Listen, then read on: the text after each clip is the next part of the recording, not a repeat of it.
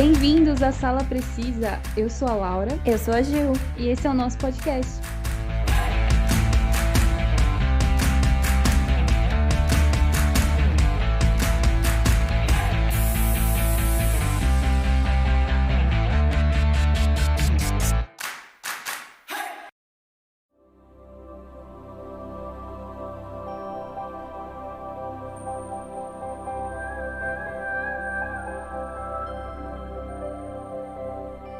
Escritor, Professor acadêmico, filósofo, poeta, pai de família amigo de chá. e criador da literatura fantástica. Esse foi John Ronald Reuel Tolkien, o criador da Terra-média. Com a morte de seu pai aos 3 anos de idade, com sua mãe e seu irmão mais novo, eles tiveram que voltar para a Inglaterra, onde viveram com os avós na zona rural. Ele gostava de desenhar paisagens dos arredores da Inglaterra, o que inspirou a paisagem de suas obras anos depois, assim como o nome do sítio de uma de suas tias, Bag End, que a gente conhece pelo Bolsão. Sua mãe era batista e foi convertida para o catolicismo. Quando Tolkien tinha 12 anos, sua mãe faleceu de diabetes, que na época ainda era uma doença que não tinha conhecimento, e eles ficaram sob a guarda de um padre amigo da família, que fumava cachimbo. Em 1911, Tolkien foi para Oxford, onde estudou letras e literatura inglesa. A partir desse momento, tiveram 2 eventos importantes em sua vida. Aos 23 anos, ele se formou e ficou noivo de Edith Brett, com quem teve 4 filhos. E o legal é que ela foi inspiração dele para a personagem Arwen, do Senhor dos Anéis. Tolkien também participou ativamente da Primeira Guerra Mundial. Antes de ele se alistar para a guerra, ele se tornou alvo de muita fofoca quando optou por terminar a faculdade primeiro e depois se alistar. Aí depois da formatura ele se alistou e ficou 1 ano na Inglaterra em treinamento. E em todo esse tempo que ele ficou em treinamento, ele sempre foi muito crítico do comportamento militar. Ele sempre falava que esse jeito,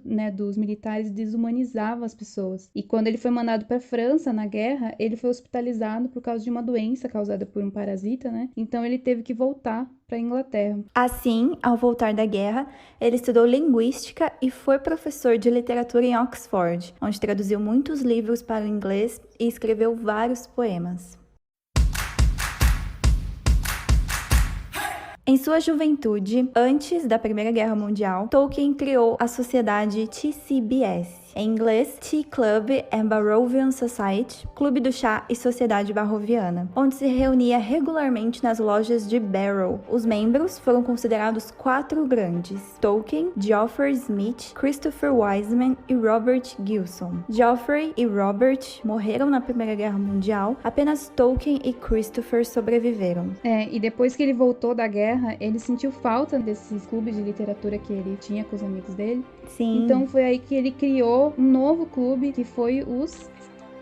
Inklings, eu não sei como fala. Onde um dos membros foi também o escritor que a gente conhece hoje em dia, o C.S. Lewis. Eles foram muito amigos por um bom tempo, mas depois de um tempo eles começaram a ter conflitos na amizade e tal. Para quem não sabe, C.S. Lewis é o escritor de As Crônicas de Nárnia. Acho que foi a obra mais famosa, né, dele. Uhum. E detalhe, é a obra que o Tolkien não gosta do C.S. Lewis. Em 1987, o primeiro livro de ficção de Tolkien foi criado, o famoso Hobbit. A fusão da carreira acadêmica mais suas experiências de vida foi o que proporcionou o universo criado por Tolkien, que todos nós adoramos hoje em dia. O exemplo mais visível foram os diversos idiomas que ele criou, algo que era diversão para ele desde que ele era criança. Como, por exemplo, ele criou o idioma Quenya-élfico, inspirado pelo finlandês, e o alfabeto Sirt, inspirado pelas runas nórdicas, que são aqueles símbolos que a gente vê bastante em seus livros, né? A vida rural na África do Sul foi o lugar de inspiração para o condado, e as amizades que fizeram parte de sua vida foram inspirações para criar a Sociedade do Anel. Além das paisagens de sua infância, os cenários da Terra-média foram inspirados por viagens de sua vida. No último ano de escola, Tolkien passou as férias na Suíça e as trilhas e Alpes inspiraram as montanhas de Senhor dos Anéis. Muito interessante, né? Que ele usava experiências da vida dele, né? Lugares que ele visitava, que inspirou a criação de um novo mundo. Tem um filme, né, que conta a história do Tolkien, que o filme chama Tolkien, e é um filme que a gente recomenda muito, né? Sim. Ele mostra bem, assim, pra gente, tipo, todas as inspirações, né, que o Tolkien tinha, assim. Então, quando ele saiu da África do Sul, né, porque, pra quem não sabe, o Tolkien, ele nasceu na África do Sul. Quando a mãe dele faleceu, ele voltou pra Inglaterra, então ele via bastante cenários diferentes das partes rurais, das partes urbanas. Então, ele se inspirava muito nas pessoas que ele via, por exemplo, no padre, né, que fumava cachimbo. Então, várias dessas coisas que a gente conhece do universo de Senhor dos Anéis, ou Hobbit, ou qualquer outra obra dele, mostra no filme, tipo, a gente consegue visualizar e falar assim, nossa, olha, isso daqui parece tal personagem, tal pessoa. A Sim. esposa dele, né, a Edith, tipo, a atriz que fez, como que é? A Lily Collins. Isso, ela é super parecida com a Erin, né, do filme. O cabelo. Preto, né? Então é muito legal ver esse filme, nossa, eu recomendo demais. E também mostra essa amizade dele, né? O primeiro grupo que ele criou, né, com o Joffrey. A amizade Sim. dele, uma coisa que eu ia comentar com você até, que dá pra ver que é a amizade do Sam e do Frodo, com certeza foi inspirada na amizade dele com o Joffrey. Com certeza. Eu não tinha ligado esse ponto, mas você falando agora e eu lembrei assim, né, do filme. Realmente lembra bastante. É muito bonita a cena que ele, logo depois da guerra, né, ele vai encontrar com a mãe do amigo dele, Joffrey, que era um poeta e estudava com ele em Oxford, né? E a mãe dele pergunta se... Porque a mãe dele falou que ela não conhecia direito. Ela não sabia, né, que ele escrevia poemas. Ela não sabia, tipo, muita coisa do que ele gostava. E daí ela perguntou pro Tolkien se ele já tinha conhecido o amor. E nessa hora, nossa, eu chorei no filme. Ah, é muito bonito mesmo. É muito bonito ele falando assim que, tipo assim, ele não pensou em amor numa mulher, sabe? Se o Joffrey já tinha se apaixonado por uma mulher. Ele falou assim que quando ele perdeu a mãe dele e ele chegou lá na Inglaterra, o Joffrey foi a pessoa que mais acolheu ele, e, tipo, não deixou ele se sentir sozinho e tal, quando ele tava sofrendo alguns bullying na escola, né, por ser novato e por ser bolsista também, né? O Tolkien, ele, depois que a mãe dele morreu, ele nunca teve dinheiro pra pagar os estudos na Sim. escola, nem na faculdade e tal. E todos ali tinham condições, né? Então ele. Sim, ele estudou numa escola de elite, né? Sim. E daí ele fala pra mãe dele que o Joffrey era uma pessoa tão, assim, amorosa, pô, ele era tão gentil e simpático e tudo isso, né? E ele falou assim, que era impossível não ver o amor no Joffrey. Nossa, nessa hora eu quase desabei, assim, de chorar. É muito bonito. E no final também é muito bonito ele com os filhos dele. E você vê que a partir dali, né, com o momento com os filhos deles, ele pensou na sociedade do Anel. Tanto que termina o filme com ele falando, né, Fellowship, que seria a Sociedade do Anel. Pra quem gosta do Tolkien, quer conhecer um pouco mais a história dele. Claro que no filme não conta todos os detalhes. Tem um livro também, Sim. da biografia dele, que eu acho que o filme foi baseado nesse livro. Foi a adaptação desse livro. No livro conta mais detalhado, no filme é bem resumido, mas é um pouco da história do Tolkien e é muito, muito interessante. Em 1959, Tolkien se aposentou e estava tanto rico quanto incomodado com a fama que a trilogia do Senhor dos Anéis deixou quando foi lançado em 1955, um tempo antes. Apesar de se sentir lisonjeado, Tolkien queria preservar sua vida pessoal, né? Ele teve tantos problemas que ele teve que tirar o seu nome da lista telefônica porque fãs não paravam de ligar para sua casa. Imagina só, você liga e fala assim, quero falar com o Tolkien, por favor. Né? Aí eu tô com aquele telefone, assim, de, tipo, saco cheio, sabe? E ele, então, mudou com a sua esposa pra uma cidade litorânea, né? Que era mais calma, longe de todos esses fãs malucos. E lá eles viveram até o dia que eles morreram, né? Sim, a Edith faleceu em 71, né? E o Tolkien em 73. Bom, e claro, o Tolkien deixou um legado que até hoje tá aí, né? E todo mundo, a maioria dos escritores são influenciados pelo Tolkien. O mundo artístico foi muito influenciado por ele. O cinema, a música, RPG, desenhos, literatura, HQ, jogos e até mesmo a internet. Se você for ver hoje, tem vários sites, né, que só fala do Tolkien. Só fala da Terra-média, desse universo que ele criou. A criação de mundos complexos como a Terra-média arejaram também a literatura ficcional, além de inaugurar um novo gênero literário, a literatura fantástica. Muitos autores também criaram seus mundos próprios, e essa realidade virtual criada por Tolkien foi o elemento-chave para a ficção científica de Duna. Talvez até para o universo do Harry Potter, de J.K. Rowling, tenha servido de base essa escritura fantástica do Tolkien. Tolkien. Eu acho que o George R. R. Martin também, que criou, né, as Crônicas de Gelo e Fogo. Com certeza, Game of Thrones muito influenciado também pelo Senhor dos Anéis, dragões, toda essa... Essas guerras. E o livro também, o jeito de escrita do Martin, eu acho muito parecida com o Tolkien, porque o Tolkien, ele explica, tipo assim, ele é muito detalhista, né? Então, muito detalhista. Tanto que O Senhor dos Anéis, tipo, o primeiro livro é muito pesado de ler por causa disso, porque tem muita informação. Então, quando tá no começo do condado ali ainda, ele explica cada folha que tem no condado. E o Martin, ele é assim também nas Crônicas de Gelo e Fogo. Por isso que os livros são gigantescos. Nossa, mais de 1000 páginas do terceiro de Game of Thrones, meu Deus. Foi o qual eu parei. O legal nos livros do Tolkien também é que tem muitas canções, né? Eles cantam no livro. Game of Thrones tem também canções, até na adaptação da série teve algumas, eu acho, né? E é bem legal. E a gente sempre vai amar esse universo Tolkien. Com certeza, esse aí fica pra sempre.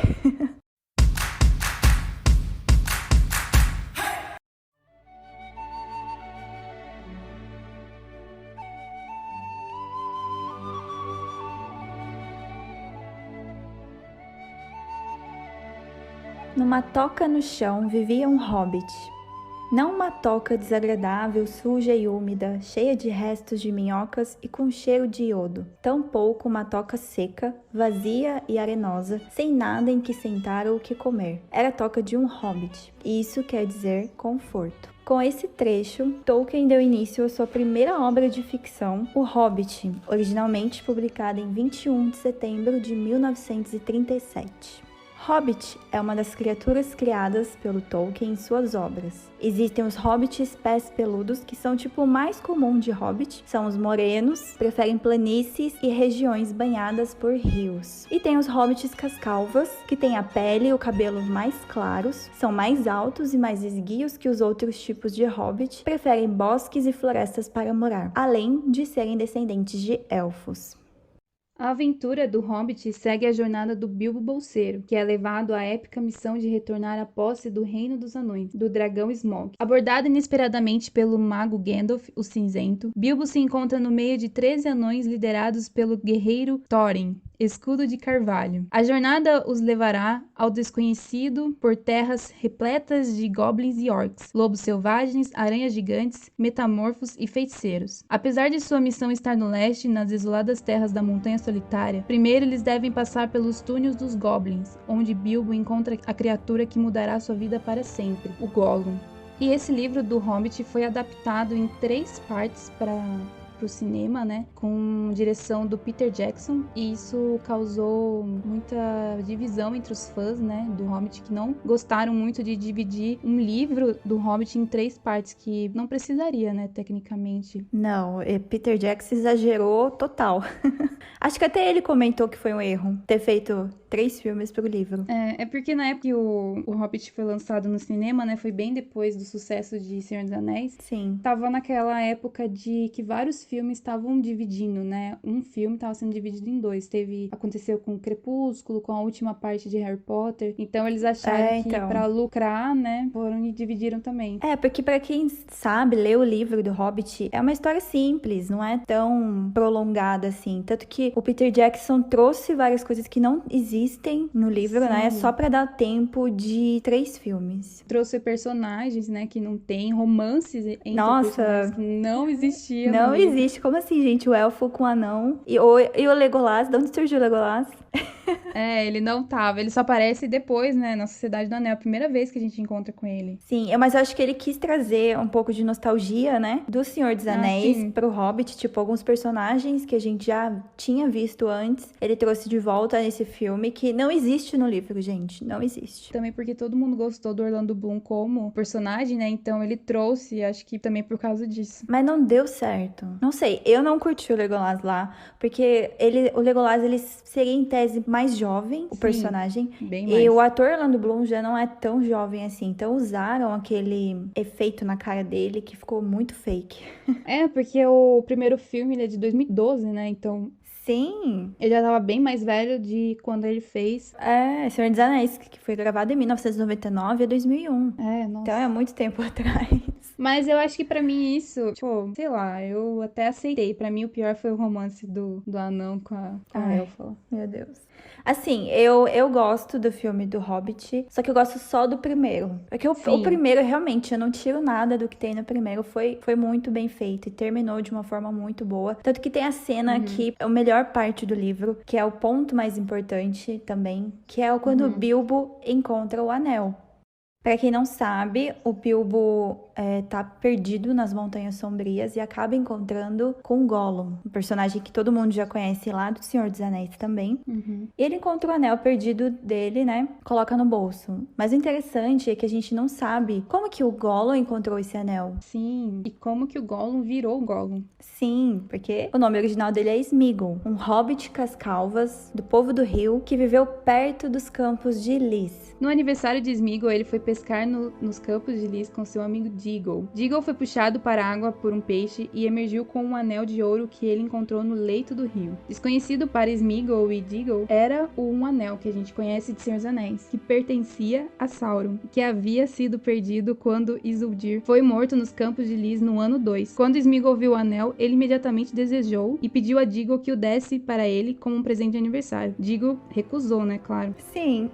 Então Sméagol estrangulou e pegou o anel pra si. Gente, que um anel não faz, né? Aí já mostra o poder que o anel tinha, né? E quanto o Sméagol, né? Que na época ele era Sméagol, ainda era Hobbit, como ele era fraco, porque ele caiu Sim. na tentação do anel logo de cara. Sméagol descobriu que o anel o tornava invisível e usou para roubar e descobrir segredos. Com o tempo, ele começou a ser desprezado pela sua família, que começou a chamá-lo de Gollum. Para quem não sabe, ele é chamado de Gollum por causa de barulhos estranhos que ele começou a fazer em sua garganta.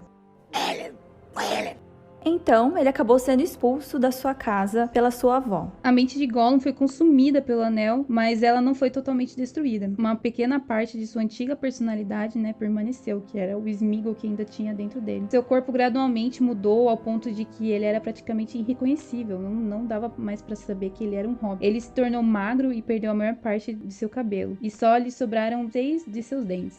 E na escuridão, seus olhos se tornavam pálidos e sua visão ficou bem mais aguçada. Gollum foi portador do anel por quase 500 anos. E desde que ele foi expulso de casa, ele estava vivendo numa caverna que fica nas Montanhas Sombrias. Gollum deixou o mundo eterno para trás e desceu para a escuridão. E o anel acabou se tornando um tormento e um fardo pra ele, né? Sim. E mesmo assim ele o chamava de seu precioso e não conseguia deixar o anel. O anel possuía vontade própria. Ele começou a sentir que o Sauron estava recuperando suas forças e procurou um meio de voltar ao seu mestre. Então, um dia, enquanto Gollum procurava comida, o anel o abandonou. O anel, então, foi encontrado por Bilbo Bolseiro, né, o hobbit do condado, que estava perdido lá nas Montanhas Sombrias, que a gente tinha comentado. O Bilbo colocou o anel no seu bolso e então chegou ao lago subterrâneo. O Gollum enxergou o Bilbo de sua ilha, onde ele estava pescando, e ficou curioso, porque ele sempre foi uma criatura muito curiosa. Aí a parte de Sméagol, que estava dentro dele, que ainda restava, né, desejava conversar com essa criatura, porque era um hobbit igual a ele, foi um dia. Mas Gollum estava interessado unicamente em qual gosto Bilbo teria. Então, na verdade, ele queria comer. Ele queria comer o Bilbo, né? E aí que vem a parte que colocaram no primeiro filme do Hobbit, que foi Adivinhas no Escuro, que é um capítulo do livro do Hobbit. E foi uma... Nossa, não sei, a adaptação foi idêntica. Eu achei, pelo menos, o livro. Sim, foi muito boa. You said ask me a question.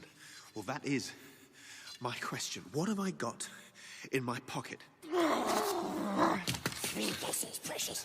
You must give us 3. 3 guesses. Very well. Guess away. Houses. Wrong. Guess again.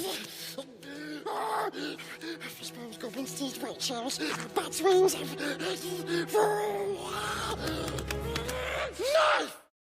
Nesse encontro deles, que o Gollum propôs um jogo de adivinhas, com as condições de que, se ele vencesse, ele ia devorar o Bilbo. Se o Bilbo vencesse, o Gollum ia mostrar a saída. E é óbvio que ele não estava pretendendo ajudar, né, o Bilbo a sair caso ele Lógico que não, né? Peraí, esse cachorro tá foda. Gollum acabou se irritando com o jogo, pois as adivinhas que o Bilbo fazia o lembravam do mundo exterior. Até que chegou o momento que o Bilbo tocou no anel que estava no seu bolso e perguntou: "O que eu tenho no bolso?" É que, na verdade, isso foi mais uma pergunta do que uma adivinha, né? O Gollum, tipo, na hora ele questionou isso. E essa parte no filme, não sei se você lembra, mas a expressão que o Gollum faz de tipo, como assim? O que é isso, né? O que ele quis dizer com isso? Ele fica realmente perdido. E nunca, jamais que ia passar na cabeça do Gollum que era o anel, porque ele achava que o anel tava com ele, guardado, ele não sabia que o anel tinha fugido dele. Sim, ele não sabia. Tanto que o Gollum tentou responder, né, essa pergunta. Ele deu várias respostas, mas acabou falhando. E assim o Bilbo exigiu que ele lhe mostrasse a saída. Mas, depois disso, né, o Gollum, ele entendeu que o Bilbo tinha o anel no bolso. Tanto que tentou matar ele, né, o Bilbo. É, porque logo depois que termina, né, que o Bilbo fala assim, não, você não vai conseguir ganhar de mim, eu já ganhei e tal. Ele tenta voltar pra pegar o anel, né, o prachá no bolso dele, assim, não lembro, pra poder ficar invisível e enganar o Bilbo e matar ele. Daí é quando ele se dá conta que ele não tá com o anel, e que o anel não tá ali em volta. Só que nesse momento também que o Gollum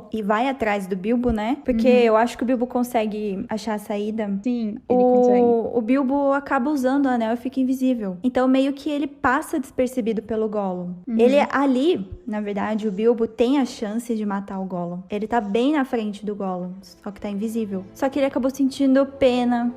Ele sentiu pena do Gollum e poupou a vida dele. Imagina se ele tivesse matado o Gollum ali. E nessa cena ele tá desesperado atrás do anel, o Gollum, né? Ele tá triste e desesperado ao mesmo tempo porque perdeu o bem mais precioso que ele tinha.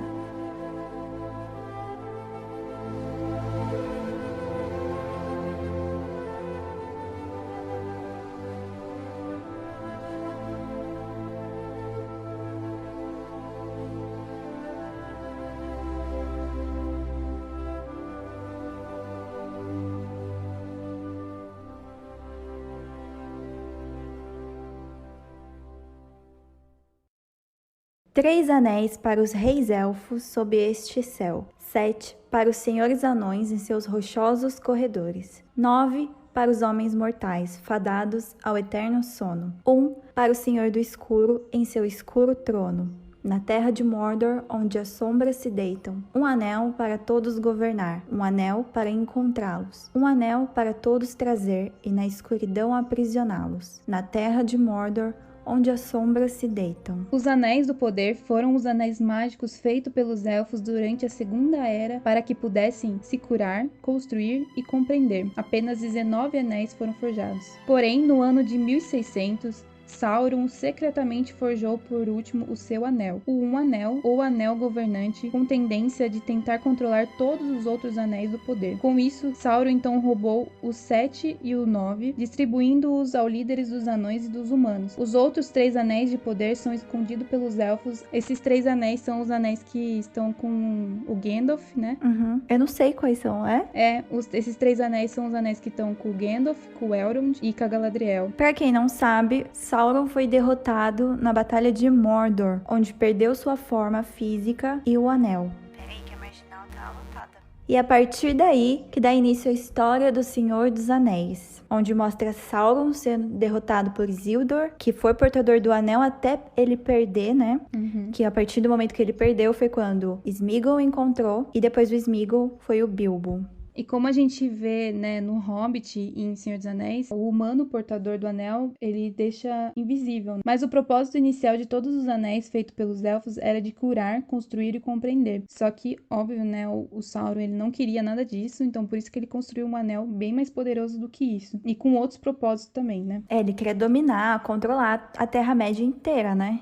Então, os anéis aparentemente davam ao seu usuário, né, a visão de coisas geralmente ocultas, como a habilidade de Frodo de enxergar os espectros do anel em sua forma original e também de ver o Nenya, que é o anel de Galadriel. Então, como a gente sabe, né, um mortal que usasse, ele ficava invisível. E Gandalf, ele conta pro Frodo que enquanto ele estivesse usando o anel, ele seria invisível aos seus amigos, mas muito mais visível aos Nazgûl, já que o anel o colocava num plano espectral em que os Nazgûl viviam. Com o uso frequente, o mortal tenderia a tornar-se um espectro dominado por Sauron, né? Então, por isso que toda vez que o Frodo colocava o anel, o Sauron, ele conseguia sentir, então ele ficava mais poderoso ainda, né? Tipo, ele não é poderoso, mas ele ficava mais forte porque ele sabia que o anel tava ali ativo. Só que quando o Frodo usava, ele meio que tentava ir atrás do anel, né? O Sauron, meio que saber onde ele tava usando aquele anel. E com isso veio a obra mais famosa de Tolkien, O Senhor dos Anéis.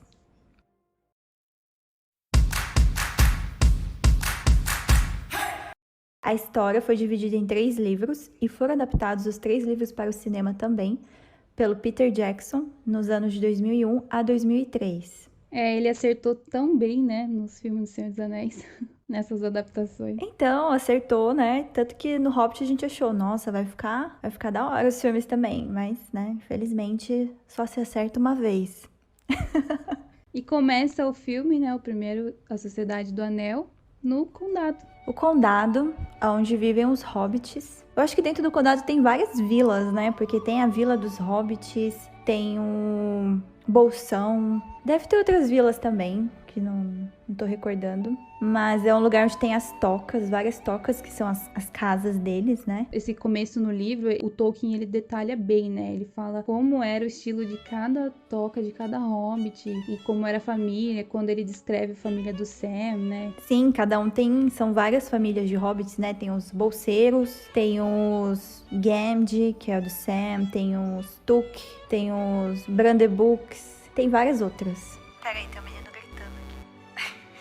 E o filme começa com o aniversário do Bilbo, de 111 anos. Ele tá preparando a festa, né? E aí chega o convidado especial, o Gandalf. Que é um velho amigo do Bilbo, né? Que a gente conhece depois. O legal é a conexão dos filmes que o diretor fez, né? Porque no Senhor dos Anéis, a gente não sabia dessa jornada que o Bilbo teve, né? Na vida dele. E já no Senhor dos Anéis, no primeiro filme, mostra, né? Quando o Gandalf tá na casa dele, mostra um papel, assim, falando da Montanha Solitária. Tanto que durante o aniversário do Bilbo, ele conta as histórias pras crianças, né? Falando de 3 trolls gigantes que ele encontrou e toda essa aventura de dragões. E a gente, da onde que vem essas histórias, né? E é toda a jornada que o Bilbo teve. Só que na sua festa de aniversário, ninguém esperava que ele ia usar o anel na frente de todo mundo. Ah, é verdade, eu não tava lembrando disso.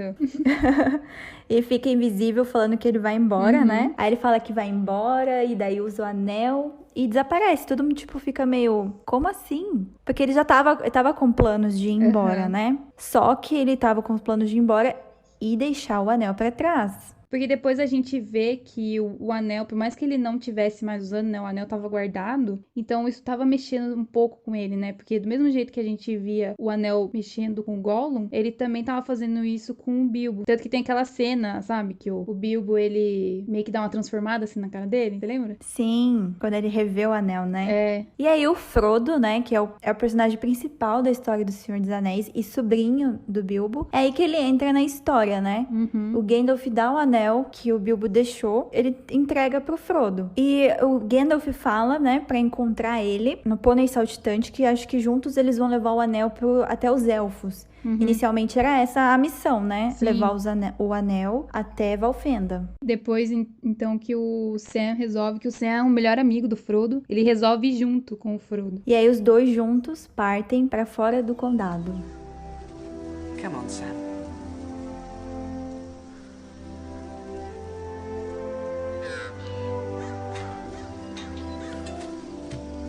Remember what Bilbo used to say? It's a dangerous business, Frodo, going out your door, you step onto the road, and if you don't keep your feet, there's no knowing where you might be swept off to. E no caminho, Frodo e Sam acabam encontrando Merry e Pippin. E assim, os 4 vão até o Pônei Saltitante, que é para encontrarem o Gandalf. Só que o Gandalf não aparece. E daí eles meio que ficam sem rumo, né? Perdidos, porque o Gandalf falou que ia encontrar eles lá, né? E o interessante é que nessa parte eles acabam encontrando Passo Largo, que é o melhor personagem, pra quem não sabe, é o Aragorn. Ele é um guardião. A gente não sabe, na verdade, muito bem a história do Aragorn. Conta em outros livros, eu acho. É. É a história dos descendentes dele. Mas no Senhor dos Anéis só temos a informação que ele é o Aragorn, que ele é um guardião. E ele é humano, né? Ele é um homem. Sim, ele é um homem. E ele acaba ajudando os 4 hobbits ali, né? No caminho, eles acabam encontrando com os Nazgûl, o que acaba fazendo com que o Frodo use o anel. Sim, ele usa o anel pela primeira vez. E também já é... eu acho o Frodo muito... Tipo, tudo atinge ele, né? Uhum. Mas acho que é porque ele tem um anel. E tanto que o Nazgûl acaba atingindo ele com, né? Com a espada. E o Aragorn precisa pedir ajuda da elfa Arwen. A gente acaba descobrindo, né, mais pra frente, que ele sempre foi apaixonado por ela. Eles vivem um romance. Só que é meio que um romance proibido, assim, tipo, não é muito bem aceito. Porque ela é uma elfa, ela é imortal. E, tipo, ficar com o Aragorn, que é um mortal, ela vai abrir mão da imortalidade dela, né? E finalmente chega em Valfenda. A Arwen acaba levando o Frodo, que estava ferido, né, pra ser cuidado pelos elfos, lá em Valfenda. E quando chegam lá, Gandalf também já está lá. E lá, em Valfenda, acontece, acho que um dos pontos mais importantes do filme, que é a formação da Sociedade do Anel. Porque, como o Frodo levou o anel em Valfenda, né? Eles fizeram uma reunião, né? O Conselho de Elrond. Sim. Lá tinha elfos, tinha anões, tinha hobbit, tinha... Eu falei homens? Não sei. Tinha os homens, tanto que lá a gente conhece vários personagens que vão formar a Sociedade do Anel. Então ali eles ficam discutindo quem vai levar um anel até Mordor. Porque agora é essa a missão, destruir o anel. Eles têm que destruir o anel, levar, porque o anel só é destruído aonde ele foi feito, na Montanha da Perdição, que fica em Mordor. Porque logo depois que o Gandalf consegue fugir de lá, né, ele conta que o Sauron tá de novo querendo recuperar o anel. Sim. Gandalf faz essa reunião e fala assim, a gente tem que destruir esse anel, porque senão, né, o Sauron vai dominar, tipo, a Terra-média inteira. Isso. E ele tá mais poderoso, né, ele tava com o exército dos orcs também. Agora tá com Saruman junto, que também tem um exército de orcs, né, que tá criando. E daí na reunião eles sentam ali e discutem quem vai levar. Só que daí pela ganância, né, de todos querem o anel e tem aquilo de que os anões não querem ficar junto dos elfos, né? Aí eles começam a discutir tanto e o Frodo só ali, né, vendo a discussão de todos, até que ele resolve falar que ele vai levar. Ele decide que ele vai levar o anel. Só que ele não sabe o caminho e precisa de ajuda. Ele nunca tinha saído, né, do condado, então ele não tinha conhecimento de nada. Valfenda ali pra ele era, né, tudo novo também. Nunca tinha visto elfos. E aí, nesse momento, que o Aragorn, o Legolas, que é um elfo, o Gimli, que é um anão, Boromir, que é um homem também, e o Gandalf, né, decidem se juntar ao Frodo para ajudá-lo a levar o anel. E claro, não podem ficar sem a ajuda, né, dos outros 3 hobbits, o Sam, o Merry e o Pippin. E assim, os 9 companheiros formam a Sociedade do Anel.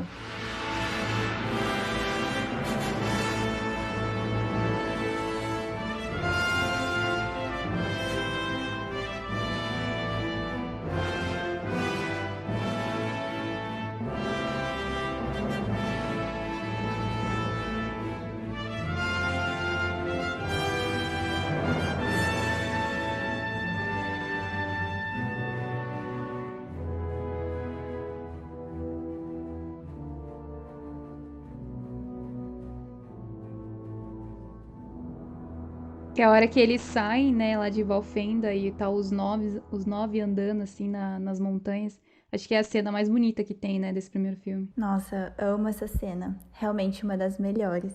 E aí mostra eles no caminho, né? Até chegar em um ponto em que eles vão pra Moria, que era onde ficavam os anões. Na verdade, o Gandalf não queria ir por aquele lado, né? Mas como não tinha outra escolha, ele deixou o Frodo decidir, então o Frodo decidiu ir por esse caminho. Aí você vê lá que tá tudo abandonado e você vê que tá tomado pelos orcs, aquele lugar também, né? E quem que está seguindo eles desde o começo da jornada? O Gollum. O Gollum. E nesse primeiro filme, eu lembro que o diretor ainda não sabia também qual seria a aparência do Gollum. Tanto que se você for ver o filme, ele não aparece, ele só aparece no escuro, a silhueta dele, né? É verdade. Mas não aparece ele, porque não sabiam como que ele seria ainda. A gente vê só o olho, né? Então o Gollum tá ali de figurante, no primeiro filme, né? Mas ele tá seguindo eles já, desde o começo da jornada. Aí, lá em Moria, o Gandalf acaba encontrando com o inimigo dele, né? De anos. Que acabou despertando lá, ou que já estava lá. Que é o Balrog. Que eu não sei o que ele é. Ele é tipo um demônio. Ele tem aparência, né? É. E tanto que a cena, que eu acho que é a cena que todo mundo, mesmo quem não assistiu O Senhor dos Anéis, conhece. Sim. É tipo aquele meme, assim, né? Cinéfilo ou não, você conhece essa cena.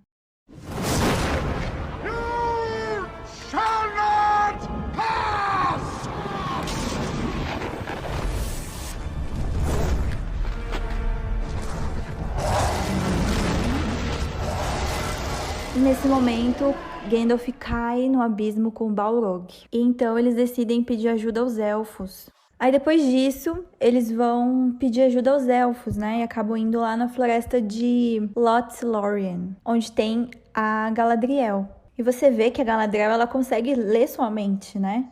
Ela sabe o que você tá pensando. E lá ela percebe que o Frodo tá carregando o anel. Tanto que eu não sei onde é um lugar, tipo uma penseira, que ela mostra pro Frodo como seria se o Sauron recuperasse, né, o anel. Como seria a Terra-média? Seria cheio de chamas, né? Eles seriam aprisionados pelos orcs. A população seria de orc quase inteira. É, ia ser escuridão pra sempre. Sim. Aí depois disso eles saem, né, da Floresta dos Elfos e param numa margem de um rio. Ali é onde o Legolas já tá meio que sentindo que tem algo atrás deles. E daí é nesse momento que tem uma parte que o Boromir é influenciado pelo anel e tenta pegar o anel do Frodo, né?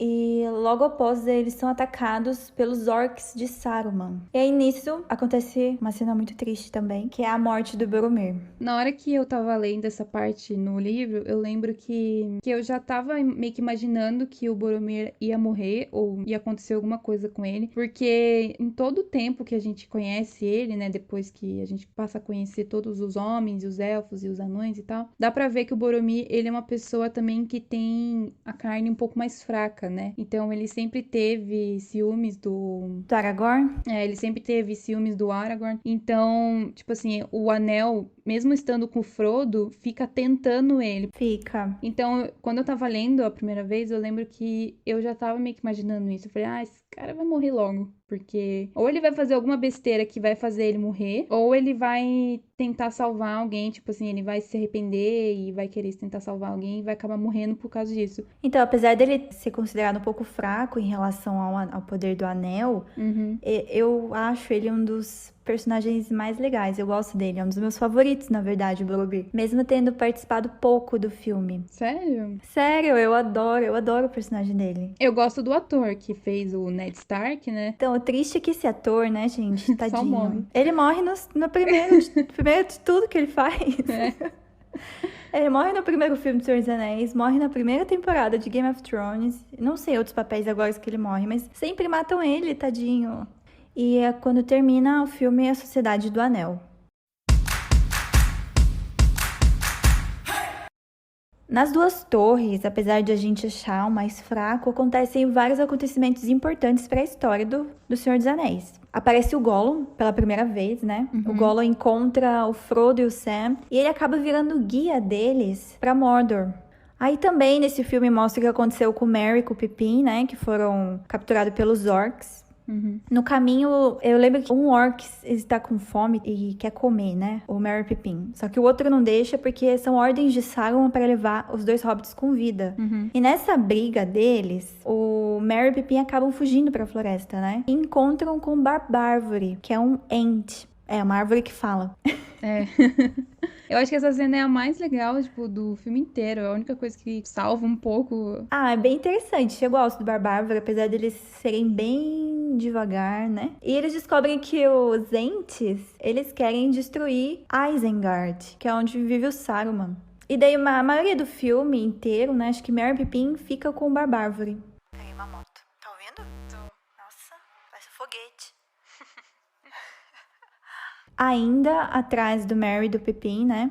E nesse caminho eles acabam encontrando os Cavaleiros de Rohan, que é uma região da Terra-média. E também eles acabam encontrando Gandalf. Sim, gente, o Gandalf sobreviveu. No segundo filme mostra como que foi essa batalha dele com o Balrog, né? E como ele sobreviveu. Mas antes ele era Gandalf cinzento, agora ele é Gandalf o branco. É, ele muda toda a aparência dele, né? Ele tinha o cabelo cinza, por isso que tinha esse nome, né? De Gandalf o cinzento. É, usava uma roupa toda cinza, né? Parecia suja, surrada.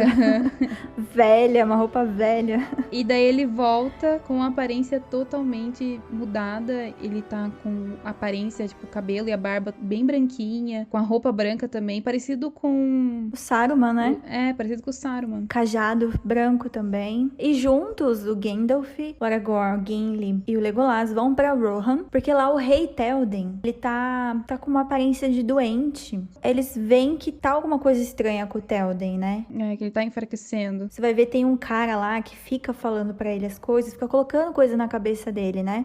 Que é o Língua de Cobra. E a gente descobre que o Saruman tá controlando o Théoden. E o Gandalf vai lá e consegue tirar Saruman da mente do Théoden. E também a gente descobre novos personagens. Se você for ver, não tem muitas personagens femininas no Senhor dos Anéis, se for pra reparar, né, Laura? Ah, é verdade. Tem a Arryn, né, que só que ela ficava sempre lá na vila dos elfos. A Galadriel também. E nas duas torres aparece a Elwyn, que é filha do rei Théoden. Nossa, eu não lembro quem que fez essa personagem, eu não lembro da cara dela. Ah, acho que eu sei quem é. Lembrei. E você vai ver no filme, de cara ela já se interessou pelo Aragorn, né? Sim, lembrei agora. Quem não ia se interessar pelo Aragorn? E sempre durante o filme também vai mostrando a jornada do Frodo e do Sam, né? Com o Gollum até Mordor. Que é o filme que eles mais passam tempo, né? Eu acho sozinho com o Gollum. Sim, né? Eles passam pelo aquele... Não sei se você lembra daquele pântano. Que tem umas pessoas mortas no pântano. Ai, dá uma aflição aquela cena quando... Porque o Frodo tinha que cair, né? Pelo amor de Deus. Tinha que cair lá no lago. No pântano. E o Sam, ele já começa a desconfiar, né? O Sam já começa a desconfiar do Gollum. Sim, já começa a desconfiar. Porque é nesse que o Sam vê ele conversando com ele mesmo, né? É, uma hora que eles estão dormindo. O Gollum falando com o Sméagol. Falando que quer pegar o precioso, né? O legal também é que nas duas torres aparecem aqueles elefantes gigantes. Que a gente não sabe pra onde eles estão indo, né? Só que eles estão passando perto da onde o Frodo e o Sam estão, que eles pararam ali, né, pra comer alguma coisa, né? Fazer alguma coisa para comer e descansar. E acabam vendo esses elefantes gigantes. E também no 2, eles chegam na frente do portão de Mordor. Só que não tem como entrar pela frente, né? Tanto que o Gollum falou que conhece um atalho, uma passagem, né? Que sai direto lá dentro. E o Frodo confia muito, né? No Gollum. Mesmo o Sam, né? O melhor amigo dele, falando que ele não é o que parece ser. Mostra também o final do filme, que é mais focado numa batalha, né? Na batalha que acontece no Abismo de Helm. Os orcs estão sendo preparados, que aparece desde o começo do filme, né? E também é o momento que o Aragorn retorna. Ou seja, a gente descobre que ele sobreviveu à queda, né? E o legal é que eles estão meio que perdendo a batalha, né? E quando amanhece, o Gandalf chega com vários outros cavaleiros de Rohan. E o filme termina novamente com o Frodo e o Sam continuando, né, a jornada até Mordor. Na verdade, eles já tinham chego, né? Mas eles ainda não tinham entrado. Sim, agora eles têm que fazer esse atalho que o Gollum falou que conhece, né, pra sair lá dentro. Porque ele não pode ser visto pelo olho de Sauron, né?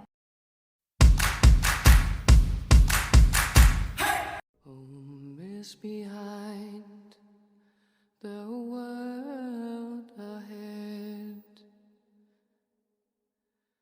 and there are many paths to tread, through shadow to the edge of night,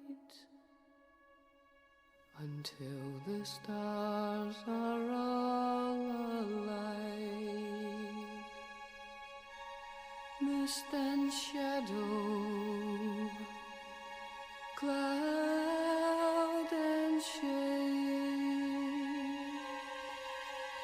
all shall fade,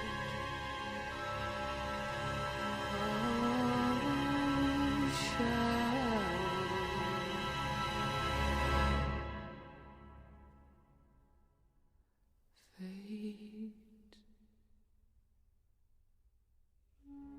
E aí entramos na última parte do Senhor dos Anéis, que é o melhor filme pra mim, dos 3, que é o Retorno do Rei. Consegue superar os 2 primeiros, na minha opinião.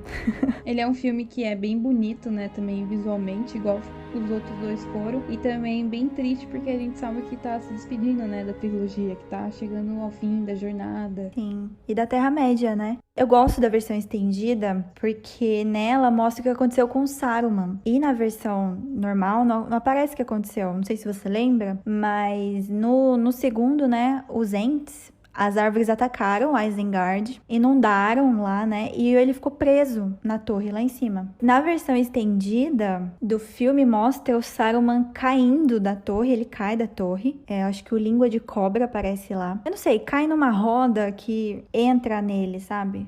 E aí começa, né, com toda a Isengard toda destruída. E o momento que o Pippin encontra aquela bola, né? Acho que é uma bola de cristal que era do Saruman. E daí ele começa a ter visões de uma árvore, ele fala que é uma árvore branca.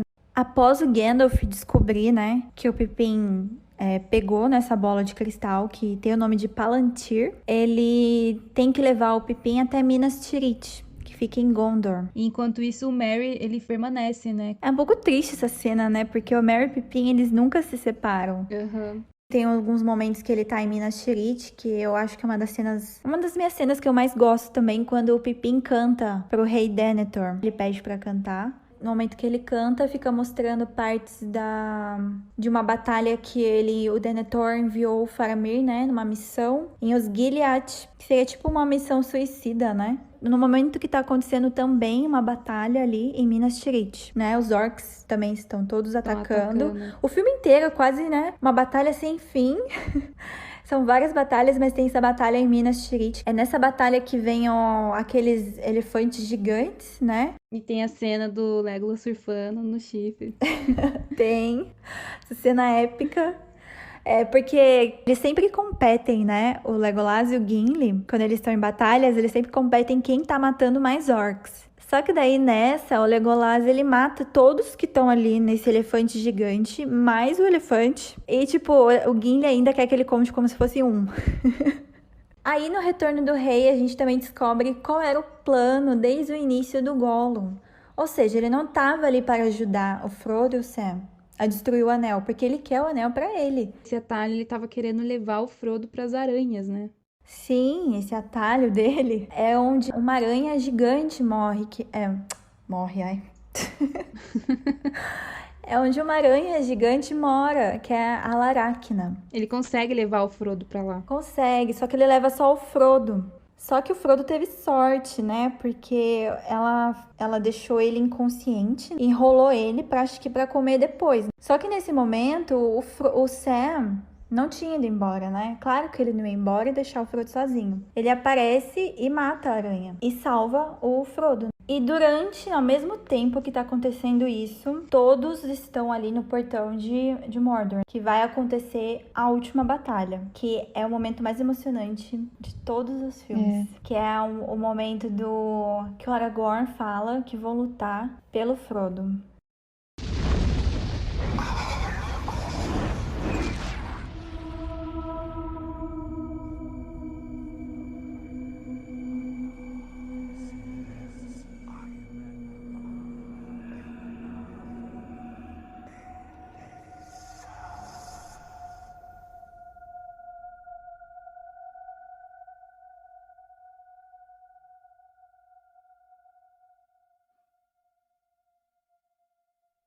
For Frodo.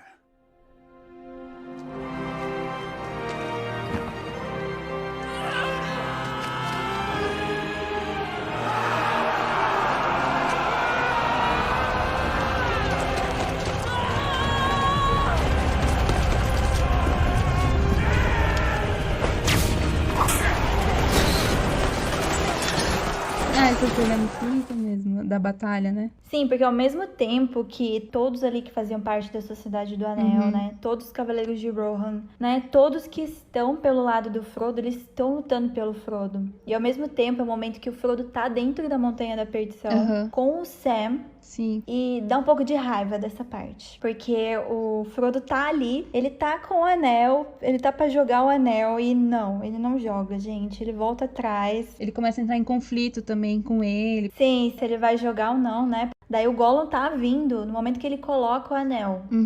Sim, nessa parte dá muita raiva, porque ele tá ali na ponta pra jogar o anel e ele coloca o anel e fica invisível. E essa parte é um pouco, né, dá um pouco de aflição, porque o Gollum gruda nele, invisível, tentando arrancar o anel, de todas as formas possíveis, e ele acaba arrancando o dedo do Frodo. Sim, ele morde. Pra pegar o anel, E termina, né, a história do Gollum termina aí, ele conseguindo recuperar o anel, só que ele recupera quando ele tá caindo no fogo. E aí aparece essa cena clássica, né, onde o Gollum pega o anel do dedo que ele mordeu do Frodo. Só que nesse mesmo momento que ele pega o anel, ele se desequilibra e acaba caindo dentro do fogo. E a última palavra que ele fala antes de morrer e cair no fogo totalmente assim, ele olha pro anel e fala: "Meu precioso".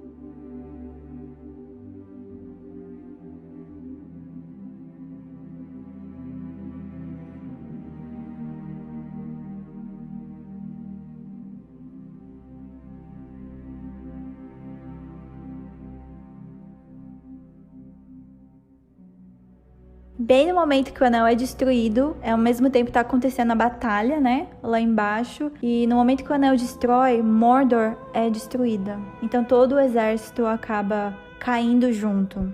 É uma cena muito bonita depois também, porque eles veem que a Montanha da Perdição também tá sendo destruída, né? Aí chega as águias e levam o Frodo e o Sam. E mostra o verdadeiro rei de Gondor, que é o Aragorn. Outra cena muito bonita também, porque como ele é rei, né, todo mundo acaba se ajoelhando pra ele, mas o Aragorn pede que os 4 hobbits, né, o Frodo, Sam, Merry e Pippin, não se ajoelhem pra ele. Ele vai se ajoelhar pra eles. Todo mundo se ajoelha, né, pros 4 hobbits, porque querendo ou não, né, o herói, né, o que foi considerado o herói, é o Frodo. E o filme termina com o Frodo indo embora do condado. Ele não fica lá morando no condado, ele vai embora com os elfos. Ele e o Bilbo. É bem triste, né? Ele se despedindo Do Sam. dos amigos e do Sam, principalmente.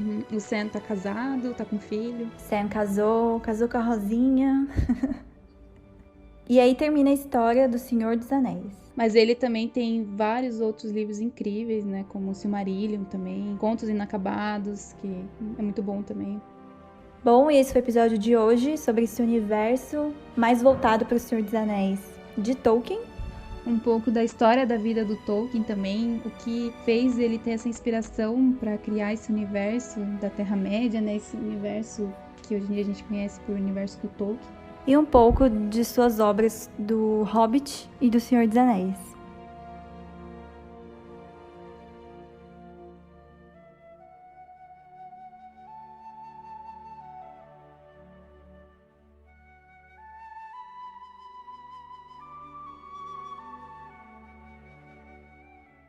Espero que vocês tenham gostado. Não deixe de seguir a gente nas redes sociais. Nosso Instagram é @salaprecisapodcast. Que a gente sempre posta conteúdo original Sala Precisa. E até a próxima!